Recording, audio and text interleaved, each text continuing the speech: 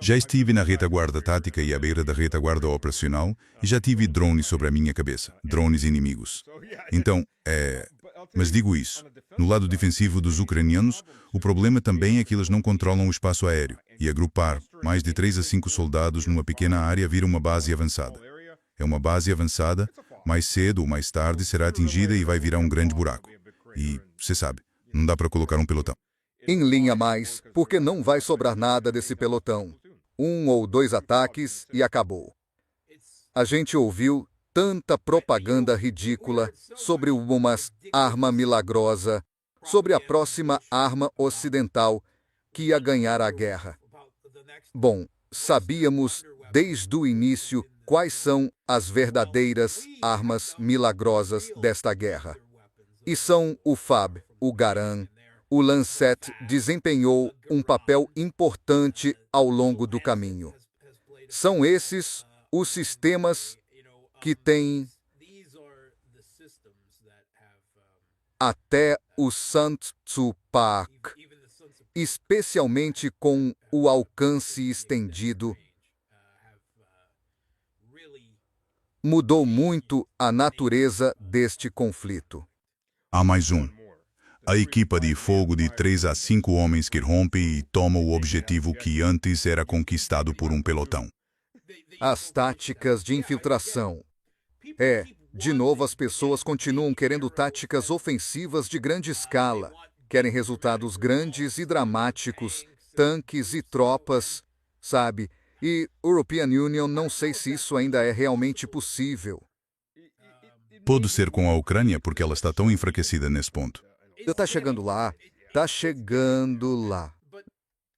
Um ano atrás, absoluto. Não. Desde o começo do conflito, muita gente vinha dizendo, alguns, European Union diria, torcedores bem intencionados, alguns com formação militar e de inteligência, que tudo acabaria em 2 meses, e vinham prevendo, religiosamente a cada 2 meses desde então, que o exército ucraniano estava prestes a ruir. E, sabe, os torcedores têm seu lugar. Isso não quer dizer que o moral não seja importante, nem o papel da informação em guerra e tal. Mas, sabe, analistas sérios devem ter um pouco mais de honestidade ou, digamos, uma avaliação mais realista de como as coisas realmente estão na linha de contato, no campo de batalha. A Rússia pode ter todas as vantagens, e tem mesmo, desde artilharia até quantidade de drones, até qualidade dos drones, até munições guiadas, superioridade aérea, efetivo humano, logística, tudo. Ainda é uma luta dura porque, no fim, você tem que limpar cada prédio, cada maldita sala. Isso leva tempo e ainda há um custo envolvido. E as pessoas querem que a guerra acabasse ontem. E há muitos analistas de sofá, bem intencionados por aí, que ficam constantemente frustrados com o ritmo das coisas. E, sabe, o pior de tudo é que estamos lutando entre nós. E do outro lado estão russos, mesmo que um pouco ou profundamente dementados. Mas eles têm exatamente a mesma teimosia, a mesma criatividade. Tem, sim. Se fossem franceses ou, sabe, os britânicos, até os britânicos, já teriam cedido. Sem dúvida, já teriam desmoronado. Eles são eslavos, e mais que isso, quer dizer, tirando a Galícia, né? Eles são essencialmente russos. Sim. E são simplesmente teimosos, cabeça dura nesse aspecto, tipo, não vou me render. Só porque sim. Resistência e disposição para sofrer. E sempre me impressiona, porque sabemos que agora, de longe, a maioria das tropas do regime de Kiev é recrutada à força. Quer dizer, talvez no começo isso fosse só em parte verdade. Agora é totalmente verdade. Mas ainda assim lutarão quando encurralados, porque têm de combater e defender quem está ao lado e por aí vai. Parte disso, claro, é o uso de encher tudo quanto é lugar com bandeiristas, que atiram em quem se rende à primeira oportunidade, unidades de bloqueio e coisas assim. Metanfetaminas também têm um papel importante nisso. Drogas de combate. Existe isso. Mas, sim, a resistência, a vontade de suportar sofrimento, é um traço dos eslavos orientais, que, como se sabe, vai além do que as culturas ocidentais modernas suportariam. Mas nós não temos esse ethos guerreiro ao lidar com todo esse assunto dos drones. Sabe, os israelenses estão com um grande problema em sua recém-anexada província do sul do Líbano, porque o Hezbollah simplesmente não concorda com isso. Então os israelenses lançaram sua grande ofensiva e perderam ou tiveram danificados cerca de 100 Merkavas de vários modelos por ataques de drones. Você reparou que aqueles Merkavas não têm grelhas? Nada? Parece que saíram do depósito. E simplesmente ignoramos os últimos 4 anos de guerra com drones, como se não existisse. E eles simplesmente avançaram com eles, mesmo assim. E os Estados Unidos, obviamente, agem do mesmo jeito. Quero dizer, são completamente incapazes de lidar com isso. Você já viu os vídeos, tenho certeza, como o European Union vi, de drones com transmissão em primeira pessoa só voando por Victoria Bay tentando achar algo que vale a pena atingir. Ah, sim. Sabe o que me impressionou no primeiro dia na base do Catar? Havia o radar secundário e aquele velho drone Shiad com motor de ciclomotor, lento, vinha voando, subia de leve, descia de novo, explodiu toda a cúpula do radar e ninguém atirou nele, nem tiro de arma leve, nem um Stinger, nada. Ele tem livre curso, faz o que quer. Não há defesa aérea de qualquer tipo, nem mesmo com armas pequenas. Isso me surpreende, porque sabemos que há níveis das forças militares e dos serviços de inteligência dos Estados Unidos totalmente envolvidos no que está acontecendo aí. A Agência Central de Inteligência vinha tocando seu programa de drones e admite abertamente que os ataques a refinarias e ao transporte marítimo eram coisas coordenadas.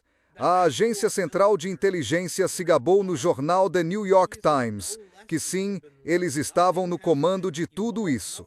Mas quando falamos das forças militares em geral, obviamente nenhuma lição foi aprendida. Nada foi adaptado, nada foi instituído ou institucionalizado, nada. Quero dizer, talvez seja porque eles não sentiram uma dor de verdade nos últimos 4 anos, né? Então puderam travar sua confortável guerra por procuração contra a Rússia e não se preocupar em aprender lições nem em quão rápido a guerra mudava com a nova tecnologia. Bem, agora a conta chegou, e onde o Irã e o Hezbollah estão agora? European Union diria que ainda estão 1 ano, 2 anos atrás em relação a onde o conflito está agora.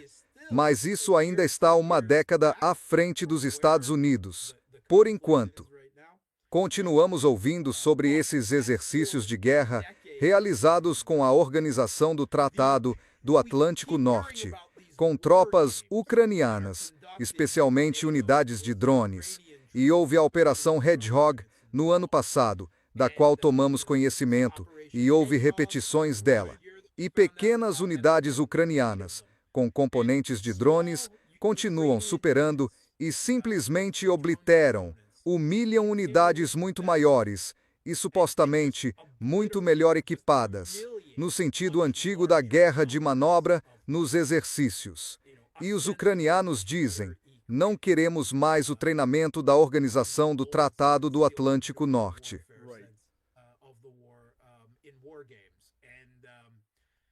Continuamos a ter insateros de que... Certo. Isso atrapalha. Primeiro, se tivermos treinamento em países da Organização do Tratado do Atlântico Norte, todo mundo foge deserto. Pois é. Isso também. Taxa de deserção de 50%. E, na verdade, comandantes ucranianos vêm dizendo isso desde 2023. Eles não têm nada a nos oferecer, certo? E são os russos e os ucranianos, em sentido amplo, que estão aprendendo uns com os outros agora. Quero dizer, é aí que o conflito está. Então não se trata apenas de resistência obstinada e sacrifício. Os dois lados estão inovando na guerra. Com certeza, há um ritmo verdadeiramente cruel e brutal. Não há moral nesta guerra. É sangrenta. É horrível. A Rússia ainda tem algumas regras de engajamento. Muitas delas desapareceram ao longo da guerra. Algumas ainda permanecem. O regime não tem regras de engajamento. Os azetaiski, estou essa tapé, e Não teve desde o primeiro. pois. E assim, Mas, sabe, European Union assistiu ao exercício Gotland e a outros exercícios da Organização do Tratado do Atlântico Norte em 2025. E o que se vê em todos eles? E você está certo. Você vê tanques avançando, a infantaria amontoada atrás do tanque, a um drone de distância de causar baixas em massa, sem proteção alguma.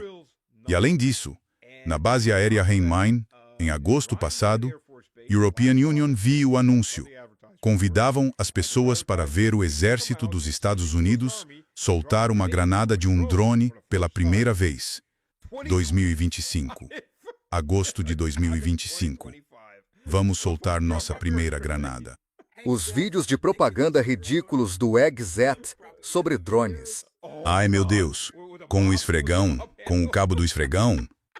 Quero dizer, se estiver na linha de frente em qualquer um desses lugares, deve morrer de rir ao ver aquilo. Acho que vão descobrir logo se desembarcarem os fuzileiros navais em alguma daquelas ilhas.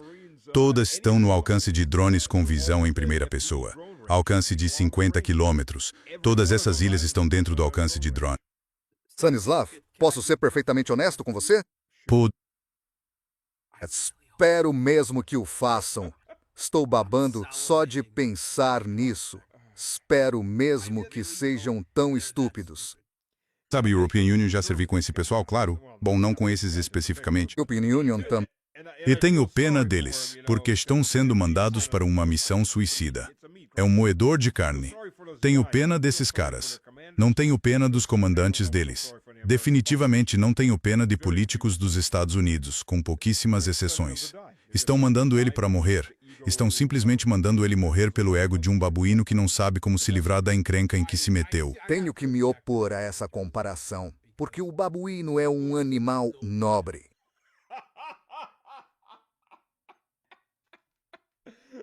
Peço desculpas a todos os babuínos. Macacá, em nome dos babuínos, aceito seu pedido de desculpas pela ofensa de comparar quilos ao presidente dos Estados Unidos. Isso foi tão bom quanto quando o presidente de Uganda reagiu quando alguém disse que a Ucrânia, lá em 2021, agora era tão pobre quanto Uganda. Ele saiu dizendo, somos muito mais ricos do que eles. A propósito, falando de Uganda, Uganda agora ameaçou atacar o Irã por causa de Israel.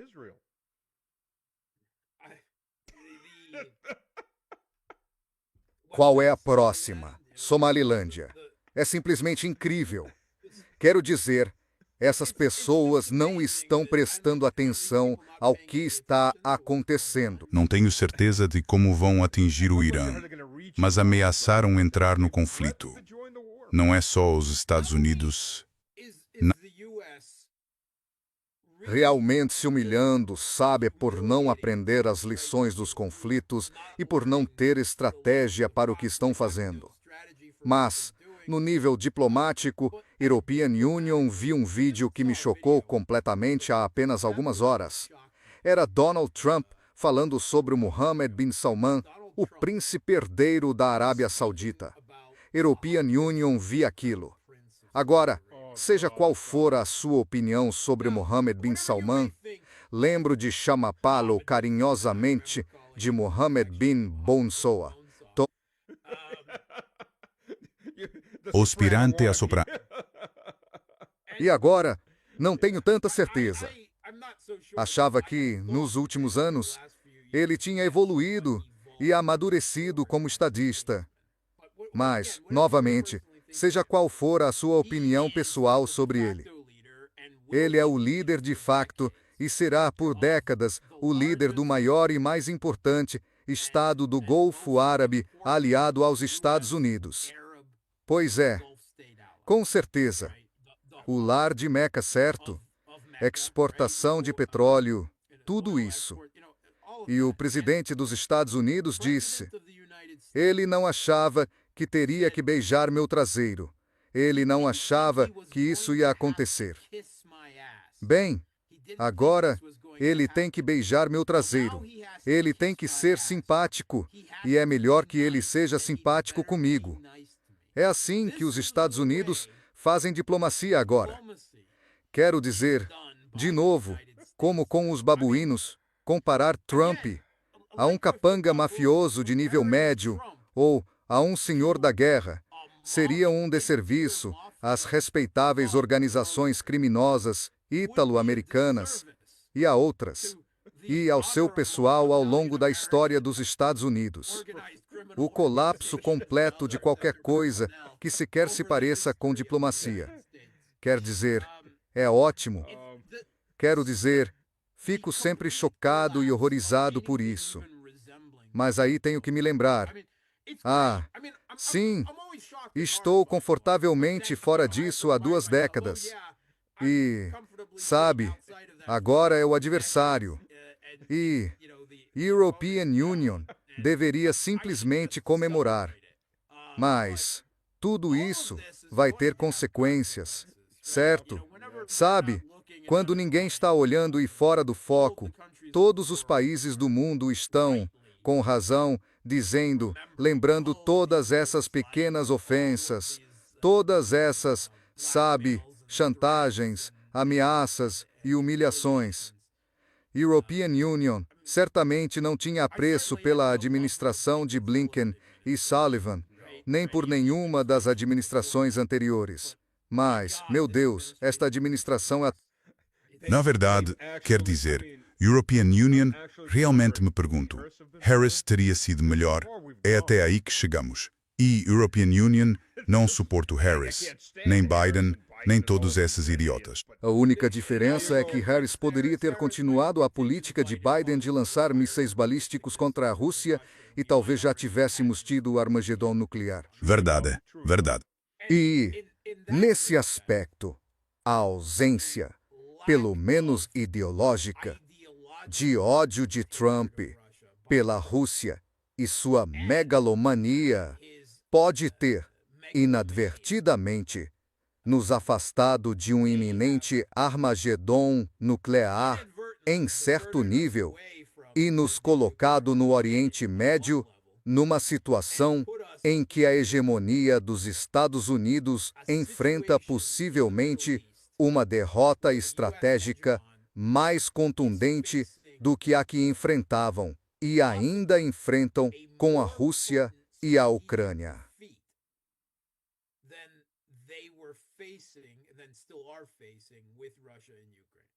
Verdade. Isso é muito verdade. Bem dito. Muito bem dito. Claro, a loucura é em dobro por causa de Tel Aviv. Quero dizer, houve um porta-voz das Forças de Defesa de Israel que basicamente ameaçou matar políticos russos dizendo que vemos tudo. Temos controle sobre os seus sistemas internos. Você está mesmo fazendo essa ameaça? Veja bem. Um país que poderia ser atingido por uma ogiva nuclear tática russa de apenas 75 quilotons, mais de 2 vezes a de Hiroshima, poderia ser varrido da face da Terra. Você realmente quer ir por esse caminho e ameaçá-los diretamente, propondo assassinar políticos e líderes? Mesmo perdendo uma guerra para todo mundo ao redor, Israel provavelmente consegue se safar dizendo merdas assim e até fazendo certas coisas e a Rússia não reagiria. Por quê? Porque a liderança russa é talvez madura demais. É o adulto na sala. Pensa a longo prazo demais. Não é? Muita paciência estratégica, pelo menos no nível visceral. Talvez, no nível estatal, queiramos essa frieza, essa capacidade sem paixão de deixar tudo escorrer como água pelas costas de um pato, como os chineses fazem em ainda maior escala. Como, sabe, European Union era como você. European Union, nasci nos Estados Unidos, certo? Desenguarde-se, mescatustato. Ah, não, European Union na... Então você nasceu em Lugansk, é? Sou direto, senhor. Certo. Então você foi direto. Certo.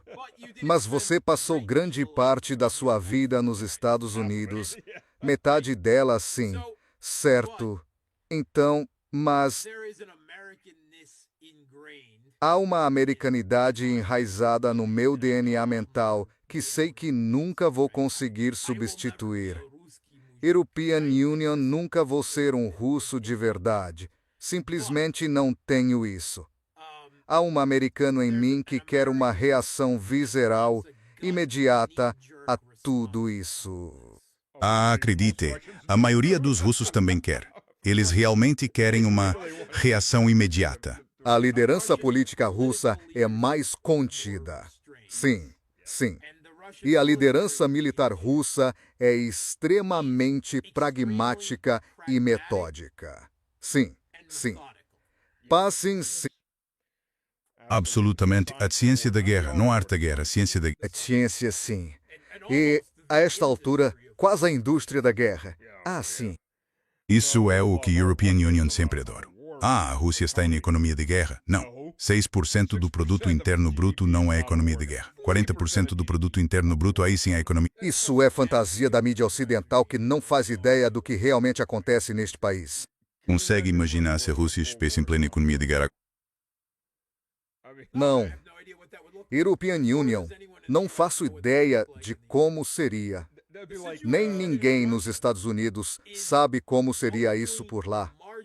A situação na Rússia só é marginalmente diferente no que tange ao impacto desse conflito de 4 anos na vida diária dos russos. Como foi para os americanos durante a Guerra do Golfo em mundos e segundos, ou seja, não afetou de fato a vida diária deles. Bem, há algo a mais. Isso faz diferença. Há uma diferença. Lembro muito bem. European Union estava servindo e fazendo alguns cursos universitários. Então terminei as aulas cedo e estava dirigindo quando aconteceu o 11 de setembro. European Union estava ouvindo música num disco e nem sabia que o 11 de setembro tinha acontecido. Entrei, todo mundo me olhava. Perguntei como iam as coisas e eles ficaram tipo, o que houve? Vi a televisão pequena com todo mundo ao redor. E então entendi, o resto da América já sabia. Tudo parou. Todo mundo foi para casa. Todas as escolas fecharam, e até as menores vilas, onde quer que fossem, e todos os políticos, todo mundo foi para casa. Todos ficaram com medo. Isso não acontece na Rússia. Quando drones atacam um prédio residencial, as pessoas dizem, acabem com esses desgraçados. Continuem. E a sociedade simplesmente, tudo bem, isso não tem o mesmo efeito. Há um... Bem... Os russos viveram os anos 90, a guerra chechena, o terrorismo gerado por isso por mais de uma década. Além do sofrimento econômico, várias grandes depressões juntas nos anos 90.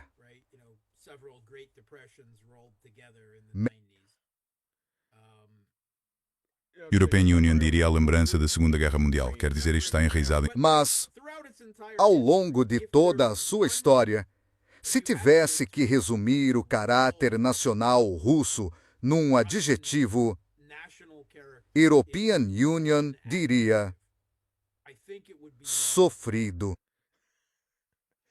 Dostoiévski até escreveu sobre o sofrimento da alma humana. Se você não sofre, não cresce. Há uma razão para Dostoiévski ser superior a Tolstói. Quer dizer, se você tivesse que ranquear autores em qualquer critério concebível. Hemingway e Mark Twain e os outros têm um pouco ainda a percorrer para chegar a esse nível. Talvez Twain estivesse no nível de Tolstói, a versão americana, ou próximo disso, mas definitivamente não chega ao nível de Dostoiévski. Lembro de ter me esforçado na adolescência para ler Os Possuídos. European Union tinha 19 anos. European Union estava na universidade. Quando o European Union era adolescente, meu sonho era aprender direito russo, porque European Union vinha de uma família russo-americana que já não falava russo. Queria aprender russo suficiente para ler notas do subsolo em russo. Sim, European Union li Dostoiévski em inglês, admito. Fazia aulas de literatura russa numa universidade nos Estados Unidos e tenho o livro. Só não tive tempo de ler em russo. E ler isso como um adulto experiente, não como um jovem de 19 anos pensando, ai meu Deus. Aos 19 não há profundidade. A vida ainda não te bateu o suficiente.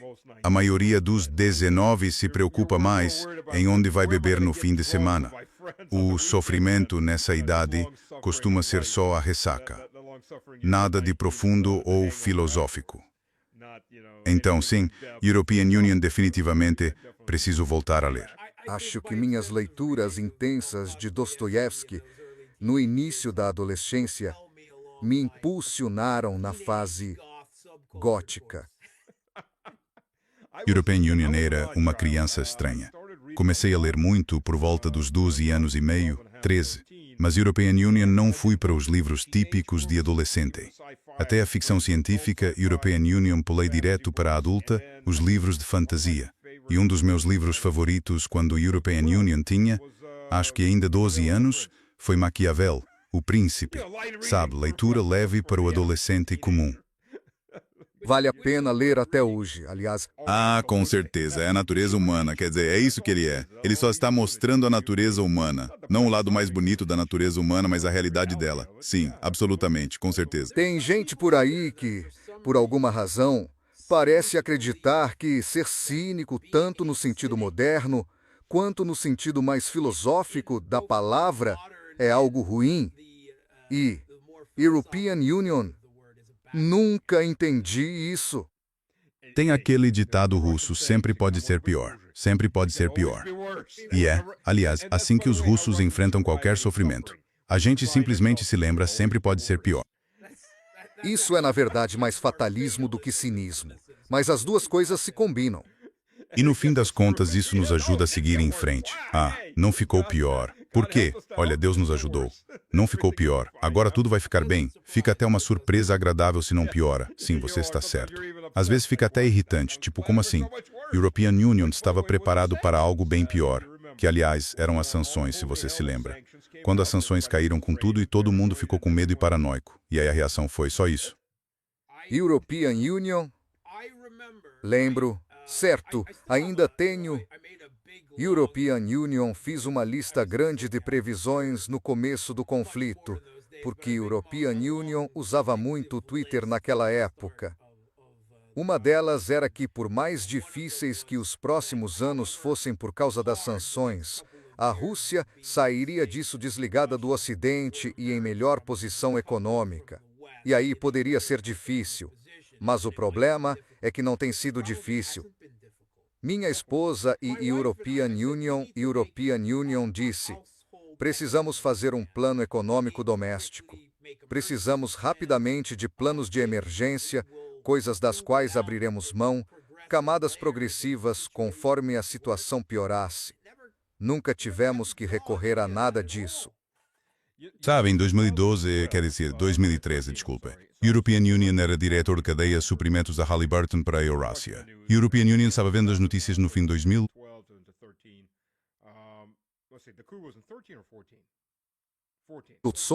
Isso. Então, no fim de 2013, European Union estava assistindo ao noticiário e reuni minhas equipes de compras. Foi tipo, olhem, aqui está tudo o que estamos comprando dos Estados Unidos e que, por um motivo ou outro, não usamos. Encontrem alternativas, porque tudo isso vai ser sancionado. E produtos químicos especiais, coisas desse tipo. Na verdade, nós os encontramos muito rápido e economizamos bastante dinheiro. Mas eram coisas do tipo, sabe por que procurar? Porque não havia essa pressão. A igreja ensina que Deus manda inimigos para te forçar a fazer as coisas que você já devia estar fazendo. Isso era uma daquelas coisas que deveríamos ter feito, mas não fizemos. European Union, pensei, caramba, precisamos fazer isso. Na verdade, foi bem mais fácil do que todo mundo temia e alguns meses depois estava pronto. Fiquei, poxa, por que não fizemos isso um ano atrás? Por que a Rússia entrou na Organização Mundial do Comércio? Essa é outra questão. Essa é uma pergunta para o Medvedev. Ninguém entende isso. Medvedev 1.0. Sim, sim. Certo. Aposta. Qual é a sua opinião pessoal sobre o Medvedev? Não consigo me decidir. Esse é o verdadeiro Medvedev que estamos vendo? Não sei. Sinceramente, não sei. Sinceramente, não sei. Veja, o Medvedev que vai ficar para sempre na minha cabeça é aquele momento do início dos anos 2000 em que filmaram ele fazendo o shuffle na música American Boy. E European Union, nunca vou conseguir arrancar completamente da minha mente esse Medvedev neoliberal e pró-Ocidente. E se ele, em algum momento, passou por uma verdadeira conversão de Damasco, Pode ter. ou se ele está cumprindo um papel, o novo Zhirinovsky, certo? Porque o Zhirinovsky tinha que ser substituído por alguém, não é? European Union já disse algo, mas ainda não defini minha posição. Não sei. Realmente não sei. Sabe o que é? Às vezes ele realmente exagera, até para mim agora, e isso já é muito dizer. A imagem do Medvedev 1 foi quando ele entregou um prêmio para a Pugacheva e parecia um garotinho, sabe? Pensei. Veste ele com shorts e camiseta curta, coloca uma uniformezinha escolar nele. Isso foi o que gravou essa imagem em mim. E ela tinha esse olhar de adulação voltado para ele. É só o presidente da Rússia. Quero dizer, ela é só uma cantora com uma dívida de jogo enorme, mas quem está contando? Ela não foi uma das que fugiram para Israel porque disse que não queria viver num país que foi à guerra contra seus vizinhos. Sim, mas ela não é judia. Mas o marido dela, que é cerca de 30 anos mais novo, é judeu. E agora moram em Chipre e sentem saudade de Israel. Sabe, o coração deles bate mais forte. Mas agora estão em Chipre. Galkin. O Galkin tem tantos processos criminais por literalmente ter dado dinheiro às forças armadas ucranianas e tal. Ele não pode voltar. Mas agora eles vivem fora da Rússia e já não estão ganhando muito dinheiro. Tomara que a justiça os alcance um dia na forma de um picador de gelo. Bem, não, sabe, para pessoas assim isso não é bom. A pobreza é muito pior. Talvez. E com isso, Mark, obrigado pelo seu tempo. Obrigado. Estou ansioso, sabe? Para quando você vier aqui em casa para um churrasco. European Union também estou ansioso. Tenho certeza de que vai ser basicamente a mesma coisa, só com um pouco de bebida alcoólica. E mais gente. E plateia ao vivo. Talvez alguém filme. Então, obrigado a todos por participarem. Espero que tenham gostado. E teremos mais comentários engraçados. Bom, certo. Quando rimos, para deixar claro, é rir entre lágrimas. No humor negro. Sim, é humor negro. Agora vamos ter o movimento Vidas Negras Importam em cima da gente. Humor negro. Você está apropriando o nosso humor. Enfim, divirtam-se, pessoal. Aproveitem o restante do fim de semana. Até mais.